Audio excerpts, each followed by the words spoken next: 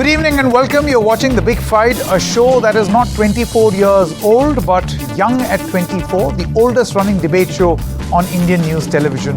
I'm Sanket Upadhyay.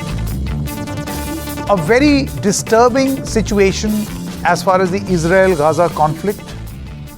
It is far from any resolution. We see a very strong military offensive from Israel in response to an attack by Hamas from Gazan soil. And unfortunately, it's the people who are the collateral.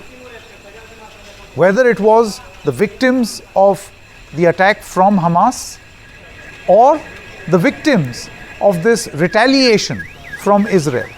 You can see these are some images from different parts of Gaza where Gazans are suffering. And then of course last week you had an attack on a hospital where there were claims that more than 500 people have died, and a bit of a blame game between Israel and the Palestinians on who did it. But while all of this is happening, is peace being given a chance? And what is being done about it? So you see a number of countries are now speaking, and we see a very interesting realignment in the world. Number one, the position of Israel, which everybody knows now they want to, as many analysts say, finish this off. Doesn't work that way, does it?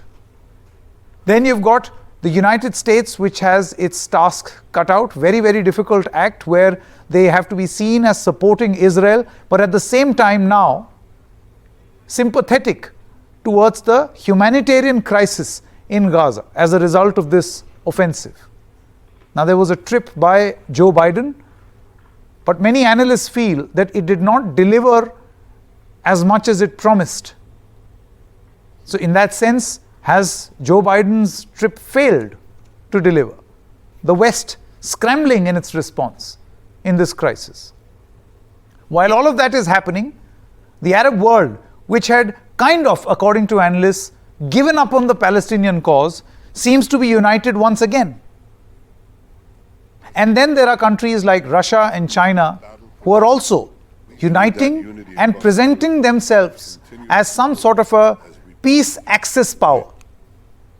So you see, around the Israel-Gaza conflict, the world is realigning. And while all of this is happening, where does India find itself? What can India do? How much hope should one have from the Indian position? So on The Big Fight tonight, Israel-Palestine war realignment, where is India in this changed, realigned world order? Let's quickly kickstart our discussion right here. First of all, guests who are joining us via satellite link. Ambassador Prabhu Dayal, former ambassador. Wael Awad is a senior international independent journalist and political analyst. Tara Katha, former National Security Council Secretariat. Dr. Kinvaraj Jangir, currently visiting faculty at the Ben Gurion University in Israel and Director, Center for Israel Studies at the O.P. Jindal Global University. In the studio, I have with me Mr. Syed Ruman Hashmi, Middle East expert and a senior journalist. Thank you very much for joining us. Professor Anuradha Chenoy, former Dean at the School of International Studies at the Jawaharlal Nehru University. Thank you, ma'am, for joining us. And Mr. Kamaraga, Foreign Affairs expert. Thank you very much. We begin the show with what we call is the first punch, where each of you get 1 minute of time for your opening comments. Let's begin with commentary from the studio. Kamaraga, your time starts now. Sanket, the situation is very bad. A lot of people are dying. Death and destruction is taking place. Time has come, that international community should intervene and get it stopped. Some ceasefire is needed. Immediate ceasefire is needed. Otherwise, things will go out of control. It's already getting out of control. It's not that, they can kill any number of people. It's not, you cannot expel 23 lakh people from this Gaza Strip, because the Israeli plan is to expel them from that area, demolish the entire area, enter into the territory, and then eradicate Hamas. Hamas, you cannot eradicate Hamas. Hamas, you can kill these leaders, you can kill these commanders, but you cannot kill the ideology which they promote. That is the problem with the number of times Israelis have killed Hamas leaders, number of times they have demolished houses over there. But again, we have seen young leaders emerged, new leaders have taken over the charge. They will become more radical. Sure. So this is what happening. This cycle of violence is continuing. It has to be end. And the only solution is two-state solution. International community believes in it. America is also committed to it. Okay. Western Europe is also committed to it. India is also committed to it. So I suppose, so through global intervention, a solution on the two-nation. Two-nation. Okay, fine. Professor Chinay. I think first I want to make clear to our viewers and to everyone what Israel is and what it stands for and what we are facing with Israel. Number one, it is a colonial settler state. We, in all the global south, we got rid of colonialism and had our dignity and freedom. But in Israel, this continues. The colonialists, I'm not saying that they don't have a right to be there. They do. It was agreed. But the policies that they have are of increasing their settlements, of removing Palestinians, people from their lands and homes, even till today, and ghettoizing them. Number two, it's an apartheid state, meaning institutionalized based on race. If you are a Jew, you have more rights. If you are a Palestinian, you have less. Your rights are not there. Jews' rights are privileged, whether it's legal, whether it is positions in universities, jobs, whether it's cultural or anything. They're wiping out the Palestinian people systematically, and it's a systematic apartheid state. South Africa was an apartheid state. India and many countries stood with it. They got rid of apartheid. But if South Africa today says the apartheid position there was easier than it is in Israel today, it's much worse. Number three, the settlements increase every week, and then our Palestinian people are walled in. There are illegal killings, there's torture. They have been using them as human shields. They're put on tanks. There's complete evidence. And what I'm saying is based on all UN human rights and other human rights records.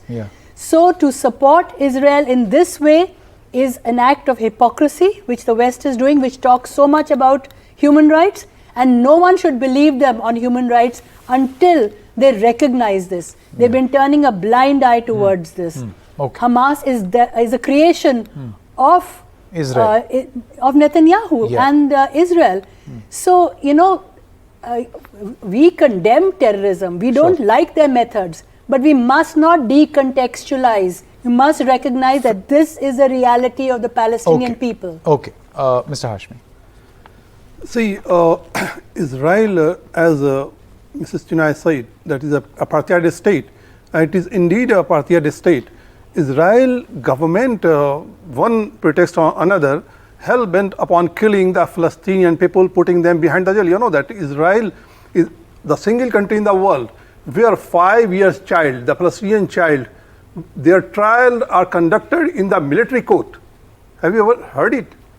More than 10,000 Palestinians, they are behind the jail. More than 5,000 without any reason, without any trial. They are languishing in jail for years. When in Gaza, they bombarded the hospital, now denying, even Mr. Netanyahu, they make them believe, the European and the Joe Biden also, they had come, that it was bombarded by default of Islamic Jihad. But Naftali, Hanan Naftali, who looks after the digital media of Prime Minister Netanyahu, he posted immediately declaring that Israeli army hit the target on the hospital, eliminating many Hamas militants or terrorists. And later on, they deleted the post. So it indicates that they are in practice and they are executing their military doctrine, which is known as the Dahiya doctrine, which they had executed during 2006 in Lebanon attack against Hezbollah. The Dahiya doctrine says that every moving things, elements must be considered as the militant or the terrorist, and the infrastructure. I'm going to come back to you so that we can accommodate all the opening comments of 1 minute each. I'll come back to you and then you can complete your thought later. Ambassador Prabhudeya, your opening comments. Well, what I'm going to say may sound easier than it will actually turn out to be. In the short term, we have to get both sides to stop the fighting. Both Israel and Hamas have to stop firing these rockets and causing so much of damage. Secondly, we have to somehow make sure that the Palestinians who are living in hell, their condition should be eased and relief supplies should be rushed to them. And thirdly, we have to make sure that the war does not spread to neighboring countries. We have to contain this war. Now, as I said, this may sound easier than it actually will prove to be in a reality. But without the war stopping, without the sufferings of the Palestinians being addressed, without the war being allowed to spread, this situation will only worsen. Yeah. Now, the other panelists have very correctly pointed out that there is a need to address this broader question of providing statehood to Palestine, of giving them a homeland in that sense. Yeah. Because at the moment they are living in a terrible situation. So I differentiate between the short-term objectives and the long-term objectives. Both have to be addressed. Okay, Tara Katha. Yeah, I'm going to differ slightly because I come from a background of counterterrorism, right? So Hamas is a terrorist organization. Let's not make any bones about that. They have time and again used civilians to get their point across. I remember 2018 when they brought in 40,000 people to the border, trying to push them in, knowing fully well that the Israelis would fire, and then created that into an international situation. So this time they have killed Israelis. And as a country, that is an act of terror. Now, stepping away from that, what you see now, I don't see it as a counter-terrorism operation. This is war. And this is, I think, the fourth war. I stand to be corrected if I'm wrong. You can't have a war. You can have a counter-terrorism operation. And that is possible because the Israelis have superb intelligence. So this question, which I see it is, how do you deal with Hamas? And how do you then get a solution? That is where we need to find. Otherwise, I would say the whole international relations is going to see a flux, Sure. I'm going to stop there. Okay, yes. Mr. Wailawad, your opening comments, sir. Thank you. I think I echo whatever I have been hearing till now. What I would like to add that the project of creating Israel in the heart of Palestine was carried out 100 years ago. And for the last 75 years after the division of Palestine, we have lived on the weapon of mass deception that we continue to believe that Israel is the victim and the Arabs does not want peace. And that's why they have been annihilating Palestine, denying them right of existence, confiscating their houses, expanding their territories by occupying more territories and building settlement that side. So therefore, this continued till date. The fight is not between Israel and Hamas. The fight was between Israel and the Arab world. And over the years, it has been reduced to Israel and Hamas. That is why to give you now the weapon of mass destruction carried out in Gaza to justify the project, because the war on Gaza unilaterally declared is nothing but a continuation of the old policy of annexing the whole of Palestine. Okay. Dr. Kinvaraj Jangir, your comments, sir. Thank you.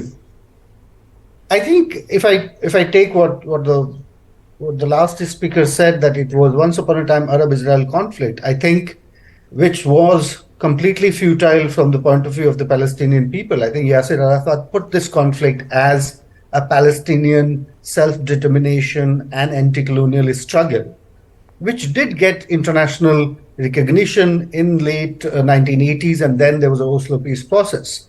I think what the Yasser Arafat tried, the gun and the ammunition, did succeed, that he was given from a revolutionary and part militant recognition as a leader and a national leader of the Palestinian national movement. Unfortunately, when he was agreeing to the two-state solution in principle and in practice in the 90s, Hamas rose to declare him a terrorist, a traitor, and a weak old man who now cannot fight Israel with gun. I think Hamas has done a tremendous damage to the Palestinian nationalist struggle in the 90s because, unlike Yasser Arafat, Hamas brought religion into it and defined its goal as full liberation of the whole of Palestine without recognizing the right of the Israeli state to exist. And it does call this conflict to be a cause of the global Islam, which I think is a terrible loss of the legacy and the hard work and the lives lost by the PLO and Yasser Arafat himself. So I think we need to really separate Hamas from the larger international solidarity. I think that's an important, very well for the Palestinian people even today. Yeah, that's an important point. I don't think there is anyone on this panel who would not agree that what Hamas did was a terrorist act. This was very much an act of terrorism. Yes, it's very clear. In fact, Hamas, very proudly announced. But Hamas still has. Not to say this, I am watching for the last 6-7 days what's being written in India. It's very interesting to blame Israel for the blockade and the siege on Gaza. But from the day one, Israelis said, return the 203 captives in order for us to end the blockade. Nobody talks about the 203 captives. And by the way, in that there is a Vivian Silver, a woman who for the last 20 years launched a movement in Israel called Women Wage Peace. Largest peace movement by a woman organization that has equal number of women from the Palestinian society, even from Gaza and West Bank. Yeah. She is a captive right now in Gaza. Okay. Mr. Qamar Agha, do you feel that whenever you say that global intervention will bring in peace when you recognize these two nations, and that is how you come to a solution to this problem, this long-standing problem, right? Number one, do you feel that only global intervention can fix this and it cannot be solved between the two, which has been quite tragic, its trajectory? No, the problem is, Israel believes, in the attempt of this government, or even before, to establish a greater Israel. Yeah. And this government have announced with great fanfare that they are going to annex the whole of West Bank. They said this is a biblical land and this is the land where their kings and prophets have ruled and they have the right to annex it. Not only that, but they have also said that we will also annex the local the Arabs living there, the Palestinian living there also.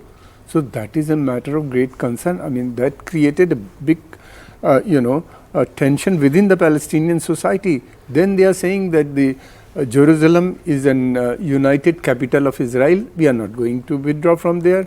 Settlement activities, the massive settlement activities are going on. Large number of new settlements they are going to build.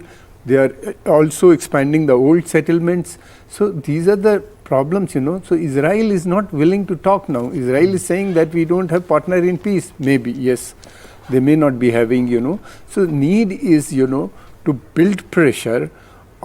It's a problem, the most important role become the international community. When I talk of international community, means the members of the Security Council, these P5 particularly. America and Western Europe, they are very important, America is because Americans have very good relations with Israel.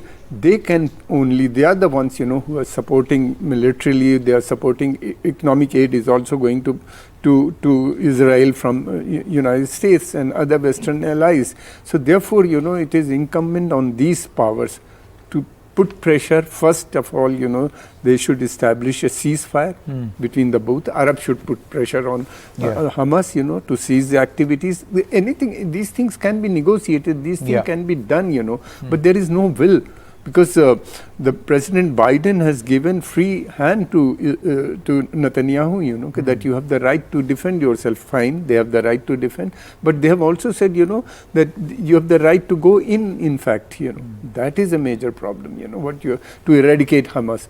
And everybody knows the Hamas cannot be eradicated. Correct. Professor Chinoy, do you feel that in that context, the response of the West has kind of fumbled over the past 2 weeks, ever since the war began, and you've got the Arab world, which had kind of given up on the Palestinian cause, has united, and you've got a new axis which is forming in Russia and China looking at this.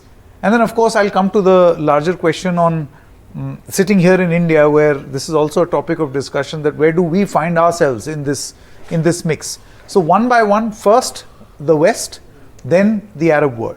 How would you respond?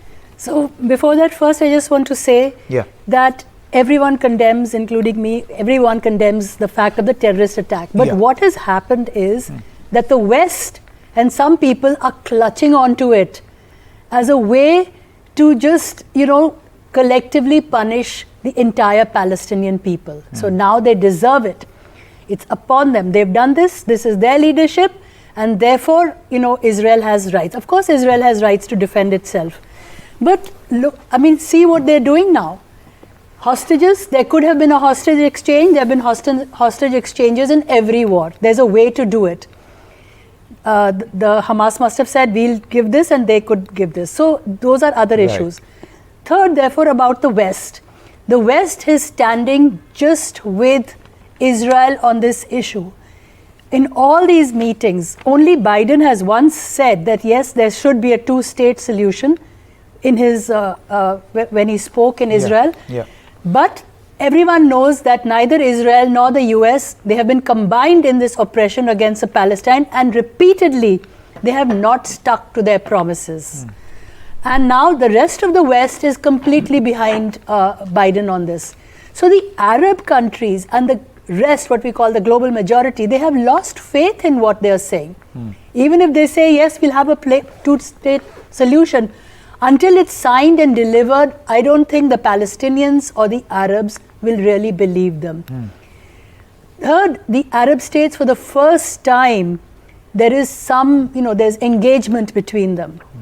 Saudi Arabia and Iran, China mediated, and there have been some engagement. And they're all united on this one issue. On other issues, they will still, fall out. But at least they're saying that this now is a red line. There must be a Palestinian, kind of viable state for them. This division between West Bank and Gaza should stop. After all, there's no Hamas in the West Bank. There's a Palestinian Authority. Why are they being punished? 800 West Bank people were abducted yesterday. You see, so these atrocities continue. And the Arab states now are pushing this line because the Arab street is angry and their own legitimacy is at stake. From Turkey to Baghdad to everywhere, they're on the streets and they will not go back. And that is why there's more and more censorship in the Gaza Strip and in Israel.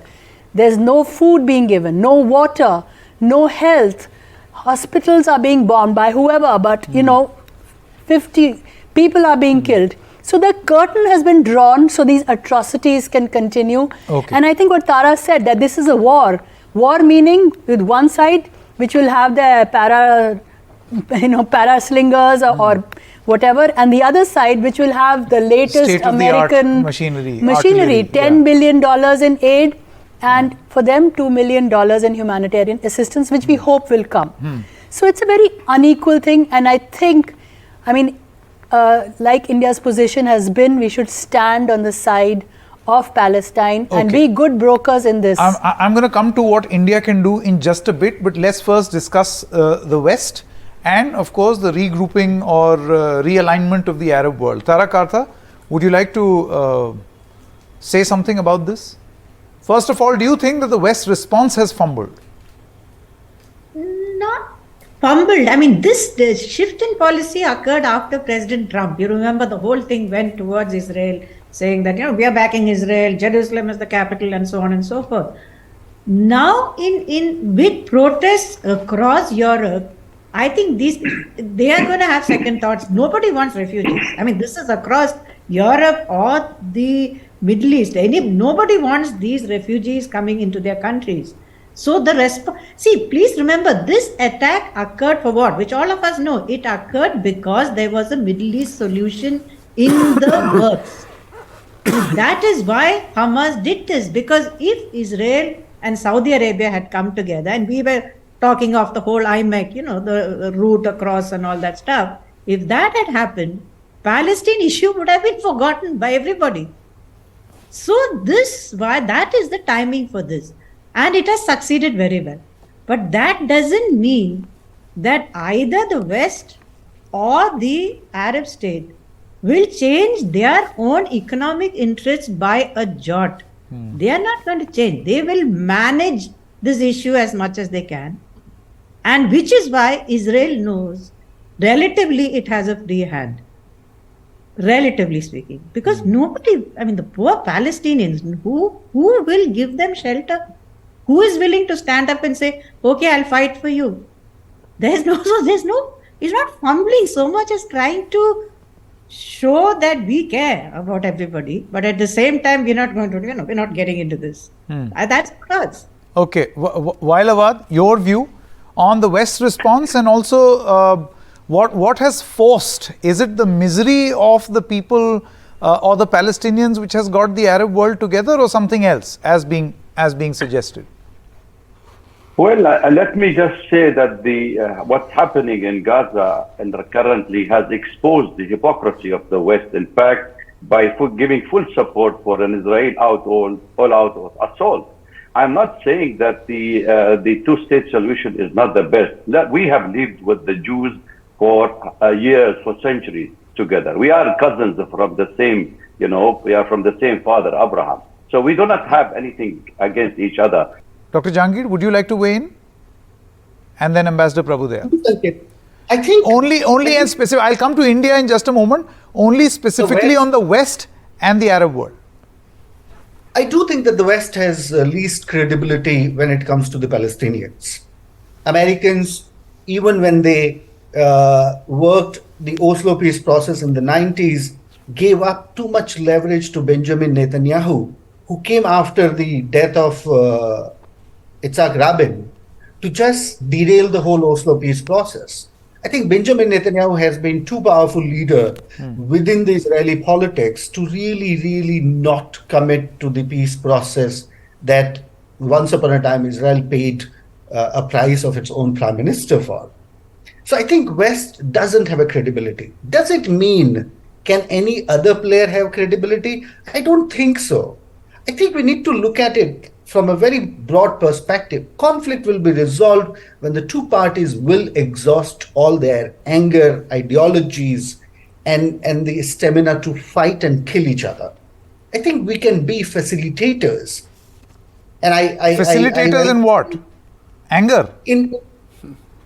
No, facilitators to help them have peace, but they don't really right now. There are pockets in Israeli politics, and there is Hamas among the Palestinian national movement who really look at this conflict in ideological, religious terms. But you see, that is only worse, and it's not like peace was not given a chance in history. And if we take a brief detour and talk about history, to whoever in whichever constituency, whether the Palestinians or Israelis, who tried to give peace a chance, were either feared that they will be rejected or were bumped off or were killed, assassinated. I completely agree. But right now, there's another problem, which I think Tara identified, is the role of Iran. I think Iran is playing a much bigger role by giving a lot of wrong encouragement to Hamas to keep on fighting with arms. I think the fight with arms is not going to win. Arafat did it, and it cannot be now repeated with another outcome.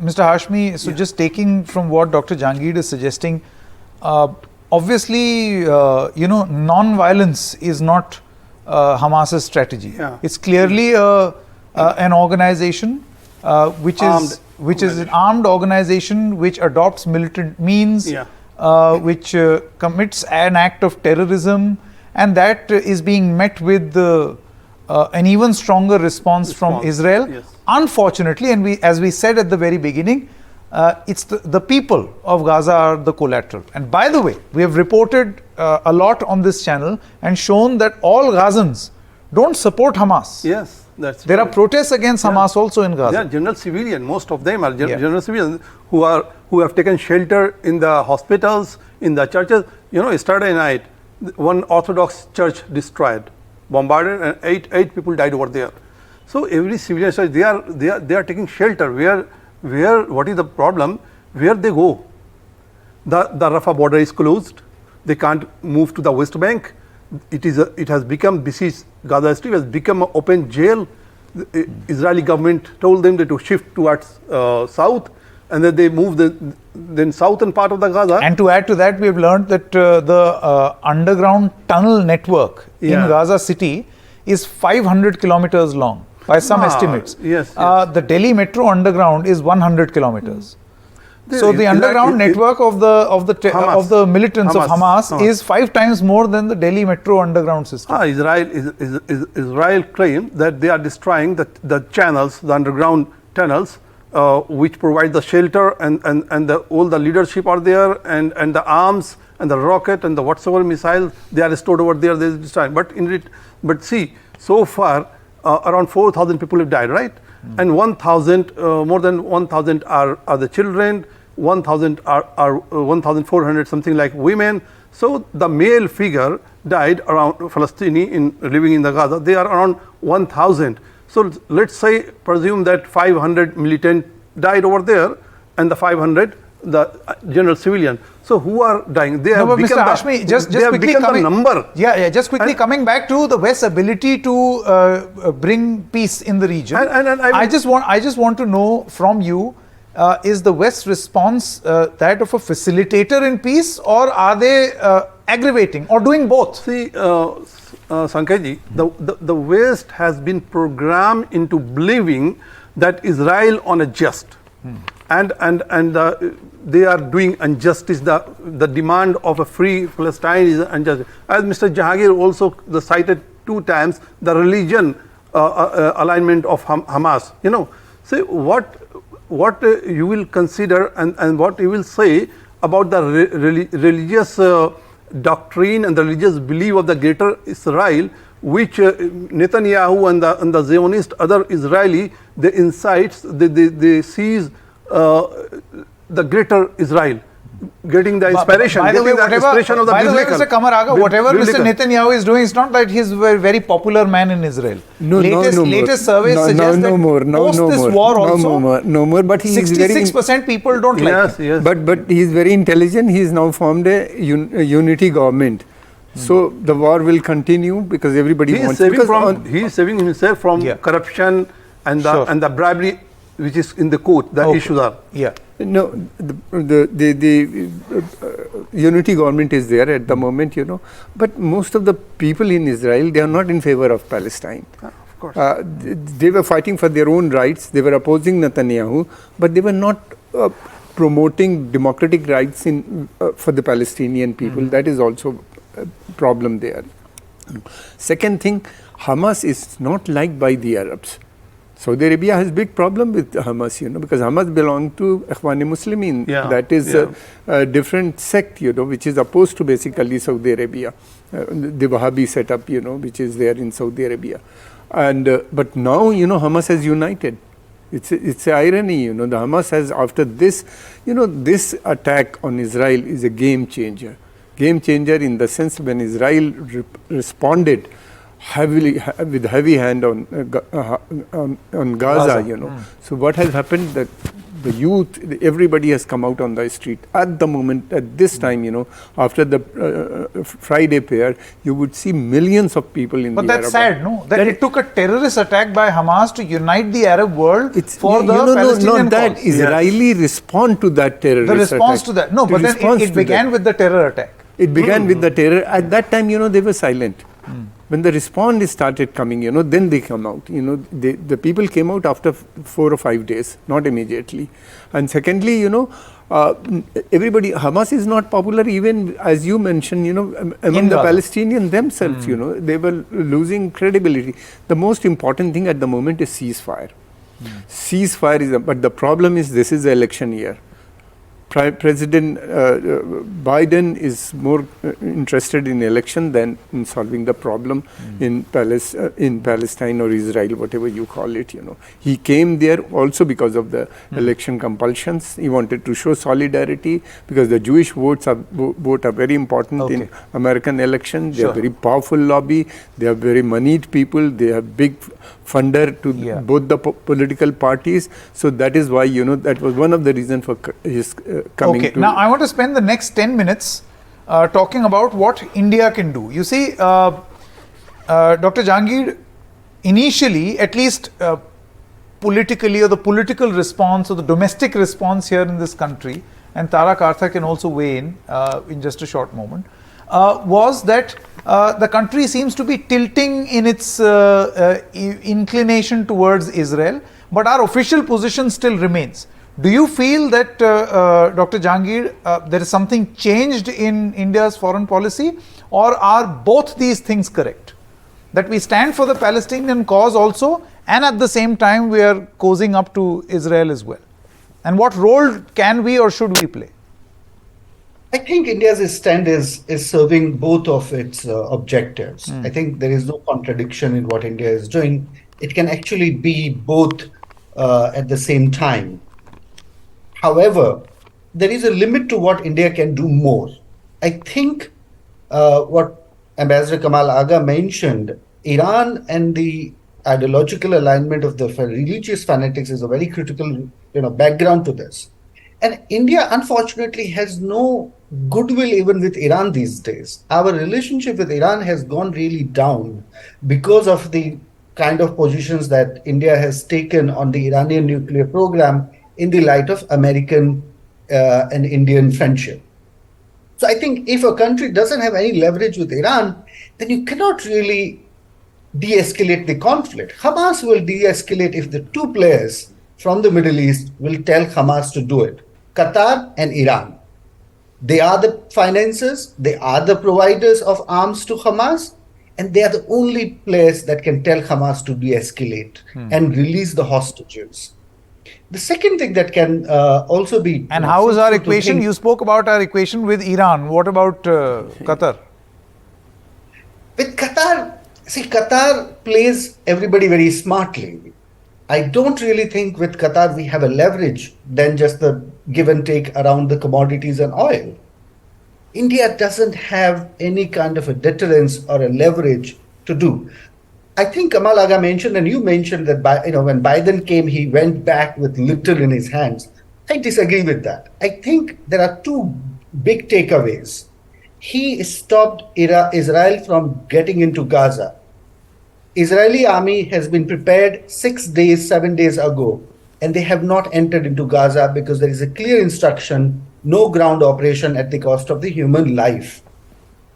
Second, he cautioned Israelis not to get mad the way Americans got mad after 9/11. He actually said, after the rage of 9/11, we got a bit mad and we took wrong decisions. I hope you don't make the same mistake. The second thing I think he achieved from the day one from America is that he sent American fighting force to the Mediterranean because he knew that Iran and Hezbollah will really get into this conflict. And he cannot afford a bigger conflict than what it is right now. So I think his stopping Iran is only his stopping. Otherwise, Iran will really not be deterred by any other actor right now in the Middle East. Sure. Mr. Wailawad, what do you expect from India? Well, let me just continue because we break the voice. What I was saying that this is the hypocrisy of the West. It is a shame on the international community that they have started this problem 75 years ago and they are not able to solve it. Secondly, if you want to talk about India, I think India is in a better position because India is not a colonial society. India is a civilized. India belongs 10,000 history behind it. And if we are following what Mahatma Gandhi, we have to follow what we preach. If Palestine belongs to the Palestinian, as England belongs to the British, as France belongs to the French. So therefore, we are not saying we wanted to wipe out Israel. We are accepting a two-state solution. This is one. And the second part, if I have to follow Guru Nanak Ji steps, that we are all human before we say what religion we are following, whether Sikh or a Hindu or a Jew or a Muslim or a Christian.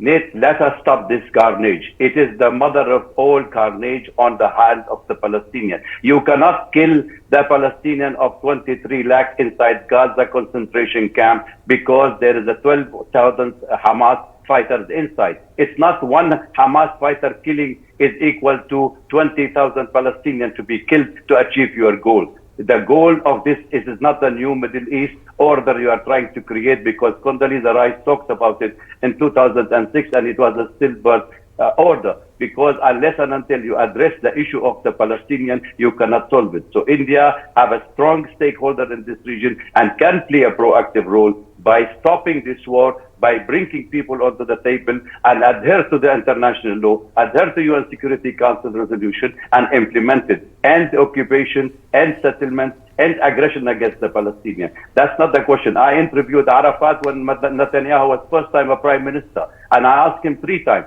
what do you expect from Netanyahu? He left up his hand 3 times and he said nothing. I asked Mahmoud Abbas, the president of Palestinian Authority, the same question 10 years later. When Netanyahu came to power, what did he say? He said, talk for talk. We went to Oslo agreement with them. They were giving them 5 years interim period. It's not that the Palestinians does not want peace. It's not that the Palestinians are wanted to kill the Israelis. No, it is everybody wants peace. Even Hamas, whom I am not happy with them, whom I am not friendly with them, was what they have done to my country as well. But when it came to the reconciliation between Hamas and Palestinian Authority, they said we are agreeing to 1967 border to have a two-state solution. But the division within Hamas and the Palestinian Authority was widened because Hamas, we all know that they have given 60% of their equipment, according to Israeli sources, from the Jewish settlers. So therefore, let us talk human. Let us be human in this issue. And I think India is a leader in the new world order, in the new reshaping of the new world order, to make sure that there should be an end for the violence, an end for killing, and let us live peacefully. Our life is very short, and let us enjoy all Yes, Dr. Jangid, before you come in, because I know you have an extremely strong opinion on this, I have to bring in Tara Kartha. She's been waiting for a long time. Tara Kartha, my question is this. Do you necessarily see a change or a drift in India's foreign policy vis-a-vis Palestine? And number 2, what do you think is the role that India can play in this changing world order? Fortunately, couple of days later, we came up again with our traditional Palestinian position. Otherwise, but I think, by and large, the first statement resonated across, saying that we stand with Israel. That resonated across the Middle East. But the second statement, which came a couple of days later, it clarifies our position, right? But here is the thing, Tara Kartha, we spoke to a lot of representatives in the government and they said that the first response was a response to a terror attack. Yeah. The second response was an official position as far as Palestine is concerned. So these are not two different things, but a continuation of the same. Yeah, that's what I was trying to come to, saying that we've suffered terrorism for years. So this is, for us, it's a very emotional thing. It's an emotive thing. When there's a terrorist attack, and that too on such a horrific scale, your thing is saying no terrorism, sorry, that is it. That's the bottom line. And then, however, we also have the two-state solution. What should we do? I agree with Professor Jahangir that there's not a lot, because there's the whole Russia-China together. Now you can see the 2 envoys were sitting together in Qatar and, talking about, so that's one side. And then you have the US and the others on the other. So if we indeed have a clout in the global south, what we call, that is the way to go. We could get those people a bunch of Brazil in fact put up that UN resolution recently, which got shot down by the United States. But you can get those countries on board and put up, or perhaps talk about mediation, talk of a ceasefire, because the bottom line is this: Israel's victory will come only if it can allow the Palestinian people to survive, give them aid, give them assistance. A counter-terrorism victory cannot happen like this by bombing. They will make it worse. And that is what Hamas wants. Okay. Ambassador Prabhu Dayal, sorry we lost your connection. Would you like to weigh in on what should be the expectation from India and what India can do? Sanket, when I was able to re-enter the discussion, I found that you said something which really hit the nail on the head. I heard you saying that when Prime Minister Modi said that India stands firmly with Israel in this difficult hour, he was only making a statement in the context of the Hamas terrorist attack. Unfortunately, his statement was misunderstood by some quarters, and an unnecessary debate started over India's official position on the Israel-Palestine issue. Let me reiterate, what Prime Minister Modi said was in the context of the terrorist attack alone. India, as you said, unequivocally condemns terrorism, but at the same time, India stands alongside the Palestinian people, and Prime Minister's statement did not mean that India's position on the Palestinian issue changed. Let me also go back a little bit in time. Prime Minister Modi has been able to successfully do the tightrope walk, which involves the relationship between India and Palestine on one hand, India and Israel on the other. It's a tightrope walk because very often we are misunderstood. Prime Minister Modi has tried to carefully balance India's relations with both Israel and Palestine. Let me mention that in 2017, he was the first ever Indian Prime Minister who paid a visit to Israel. However, next year itself, he became the first ever Indian Prime Minister who paid a visit to Palestine. So he has done everything possible. Now, India has, as I said, to walk a tightrope walk. But we are doing it well. We support Palestine. At the same time, we want a close relationship which is mutually beneficial with Israel. As I said in my opening remarks, the need of the hour is to end this fighting. Yes, but Ambassador Dayal, my question was, one is India wants this to happen, and the other is what does India do or can do to make this happen? Well, what can India do? India does not have the leverage with the Hamas to release the hostages. Let me mention that, as one panelist said, there could have been a hostage exchange, but you know what Hamas did went much more far than just taking hostages. It killed a lot of Israelis, and in the context of the domestic political situation in Israel, Netanyahu found himself in a situation where he had to go full guns blazing against Hamas. And frankly speaking, a situation was created in Israel where they didn't really care whether the Palestinians were wiped out. Collateral. You know, there is no sympathy for the Palestinians in Israel because Hamas made the blunder of carrying out this terrorist attack. I say blunder because Hamas should have anticipated what a strong reaction there would be from the Israelis. So in this present situation, we have no leverage. We can't stop the Israelis from bombing Palestine. We can't stop Hamas from doing what it is doing. We can't get Hamas to release the hostages. So there's nothing really. So apart from reiterating our position, according to Ambassador Prabhu Dayal, we can't do much. Amar Aga wanted to come in, and then Dr. Jani. No, I just want to, India can do something, you know. India can appeal, issue an appeal. India has a big voice, you know, within the Arab community, Arab world, as well as in America and everywhere, you know, the global community. So I'm not saying that India should convene a meeting of these two political parties. No, there's no need to do. If India talks of peace, India talks of ceasefire, it would be taken very seriously. Second thing, the most important person at the moment in Arab politics is the Crown Prince of Saudi Arabia, MBS. He is the key, because he is supporting the Palestinian cause. He is not supporting the Hamas, mind it, He is supporting, and he has very good relation, and the entire Arab world at the moment, they are behind him. Yeah, like most of them. Most of them, behind him, and he has good improved his relation with the Iran also, while continuing to negotiate with the Americans. So he is the person, he should be involved. Negotiation should start. First thing is ceasefire, and then negotiation. Quick, last 1 minute, please. Yes, so I think the West has very little credibility in this. Yeah. The Arab states and Palestine don't trust them. They talk of human rights, imposing it, and on the other hand, they are watching it every day. So the hypocrisy is very clear. So who are the trusted people? It is India, Russia, China, who have stood with this. So I'm not saying that they can be the only negotiators. You can't have a negotiation because the Israelis and the Russia West and China will have the credibility to end the war? No. I'm saying the West and Israel is on one side, the Palestinians and the Arabs are on the other side, but there are some states which have credibility with both. Okay. And India is amongst those states which can be part of a ring for immediate ceasefire and other things. Dr. Jahangir's last word. Russia, China, India as a possible power axis to balance things out on the West failings.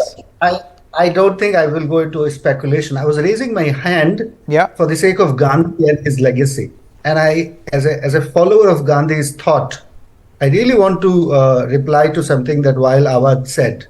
So Gandhi's quote of 1938 is very famous. Palestine belongs to the Arabs. We often forget, or maybe don't know enough, that in 1946, after the Holocaust, Gandhi said, Jews have a good cause. If Arabs have a claim, Jews have a prior claim. There's a very good book on this, and I think we need to really understand history as it was. Another point, India did not have diplomatic relations, but Nehru wrote letters to Ben-Gurion. Parliament members of Nehru and his own party traveled to Israel, carried back messages for Nehru. I think Nehru couldn't really have relations because of the Arab pressure. But I think we mistake that India stood much against the legacy and the history of Zionism. I don't think early Indian leaders tell you what, it's a very difficult situation for me to look at solutions for a decade-long problem in a 50-minute discussion. Well, thank you so much. We've attempted so that you can have an informed opinion. That's all the time we have in this edition of The Big Fight. News continues on the other side. Stay tuned.